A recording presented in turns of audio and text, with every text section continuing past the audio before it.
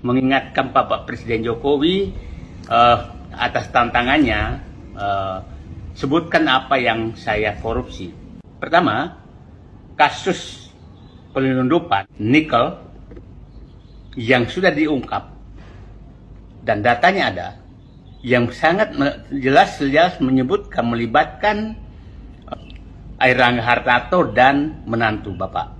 Itu sudah diungkap oleh Faisal Basri yang almarhum, dan beberapa menteri juga mengungkap, dan itu tertutup sedemikian rupa, tidak selesai sekarang. Yang kedua, yang terkantum masih di nasi Bapak adalah kasus Blok Medan di Maluku Utara. Itu sudah terungkap di KPK. Yang ketiga, kita masih ingat dulu adalah kasus kasus yang dilaporkan Ubaidillah Badrun yang terkait dengan hibah saham ke keluarga putra-putra Bapak. Yang ketiga, yang lain lagi adalah kita masih ingat kasus denda pelanggaran lingkungan oleh berbagai perusahaan di awal-awal periode Bapak itu, dan langsung hilang begitu saja. Dan faktanya setelah ditelusuri, orang-orang yang diduga terlibat pelanggaran tersebut langsung mendekat dan membuat berbagai perusahaan. Bahkan ditengarai bahwa publik masih ingat dulu adalah suntikan dana 75 miliar untuk membuat es doger putra Bapak. Es doger masih ingat tuh, dan tidak tahu siapa yang melakukan suntikan dana itu. Nah, ingat Bapak Jokowi bahwa gratifikasi kepada anak-anak yang menggunakan kekuasaan Bapak sebagai presiden itu adalah termasuk korupsi. Jadi masih ingat bagaimana perusahaan-perusahaan anak Bapak dibentuk langsung kaya raya dan kita tidak tahu sumbernya dari mana. Jadi yang kita akan buka satu demi satu untuk mengingatkan Bapak, mungkin Bapak sudah lupa. Satu, proyek kereta api cepat yang anggarannya karena Bapak paksakan dengan Cina dengan keputusan Bapak sendiri, sehingga rakyat sekarang dirugikan dan markup-nya terlalu besar, dan mulai terbuka sekarang bahwa terjadi kong kali kong. Bagi Bapak tunggu saja kong kali kong terhadap pengadaan kereta api cepat dari Cina. Nah, kita tunggu saja akan dibuka semua.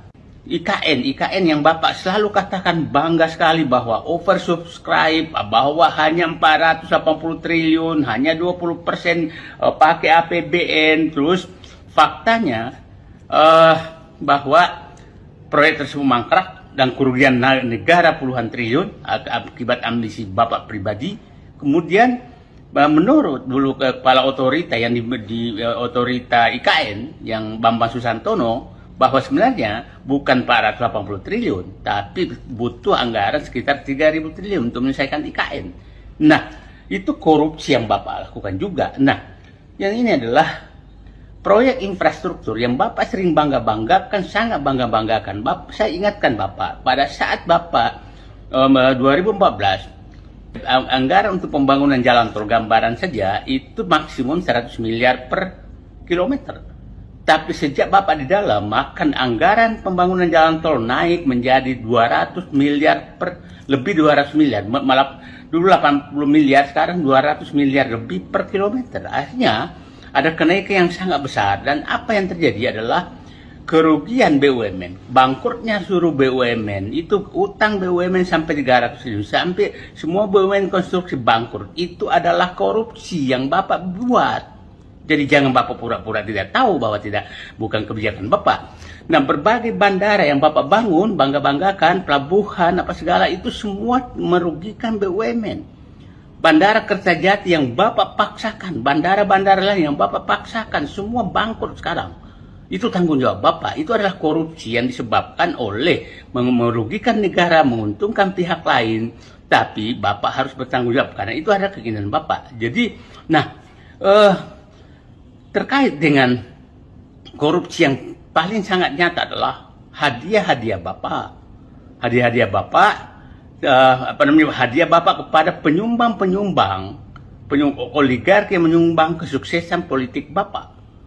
Akibat kebijakan Bapak menyebabkan pengembang menekan harga tanah rakyat yang menjadi hanya sekitar Rp50.000.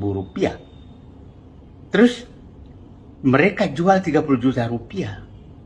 Terus Bapak menganggap Bapak tidak korupsi.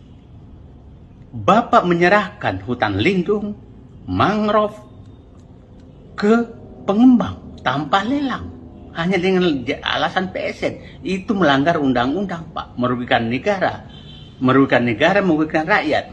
Jadi, termasuk terjadi di Rempang. Jadi PSN yang Bapak buat itu adalah hadiah dari Bapak kepada, mohon maaf aja, cukong-cukong yang membiayai kesuksesan dinasti Bapak. Dan mudah-mudahan Bapak yang orang-orang yang Bapak tekan sekarang dengan politik sprindik itu untuk menyelamatkan dirinya akan bernyanyi bahwa kami memang ditekan untuk melakukan sesuatu. Jadi Bapak Joko Widodo, terima kasih atas tantangannya. Insya Allah publik akan berpacu untuk membuka semua korupsi apa yang pernah Bapak lakukan selama menjabat.